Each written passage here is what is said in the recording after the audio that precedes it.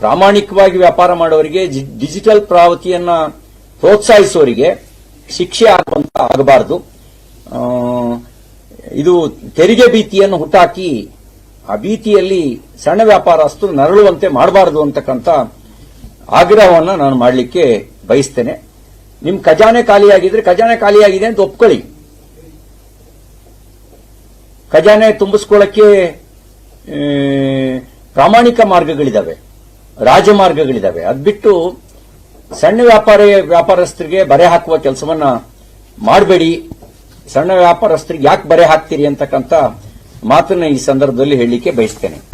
ಮತ್ತೆ ಕ್ಯಾಶ್ನಲ್ಲಿ ಪ್ರೋತ್ಸಾಹ ಅಂತ ಹೇಳಿದ್ರೆ ಅಕೌಂಟಬಿಲಿಟಿಯೇ ಇಲ್ದಂಗೆ ಆಗುವಂತದ್ದು ಆಗ್ಬಿಡುತ್ತೆ.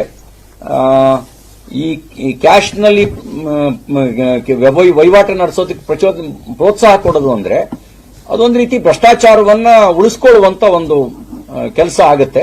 ಹಾಗಾಗಿ ಭಯ ಹುಟ್ಟಿಸುವಂತ ಕೆಲಸವನ್ನ ತಕ್ಷಣ ನಿಲ್ಲಿಸಿ ಅಂತ ನಾನು ಆಗ್ರಹಿಸ್ತೇನೆ. ಇದು ಫೋನ್ ಪೇ ಮೂಲಕ ₹300 ಸ್ವೀಕಾರ ಮಾಡಿದವನು ಅವನಿಗೂ ನೋಟಿಸ್ ಬರುತ್ತೆ ಅನ್ನೋದಾದ್ರೆ ಆಮೇಲೆ ಫೋನ್ ಪೇ ಬಳಸೋದೇ ಅಪರಾಧ ಅಂತ ಭಾವಿಸಿಬಿಡಬಾರದು. ಹಾಗಾಗಿ ಸರ್ಕಾರ ಮತ್ತೆ ಈ ಹಿನ್ನೆಲೆಯಲ್ಲಿ ತನ್ನ ನಿರ್ಧಾರವನ್ನು ಮರುಪರಿಶೀಲಿಸಬೇಕು ಅಂತ ಹೇಳಿ ನಾನು ಒತ್ತಾಯಿಸ್ತೇನೆ.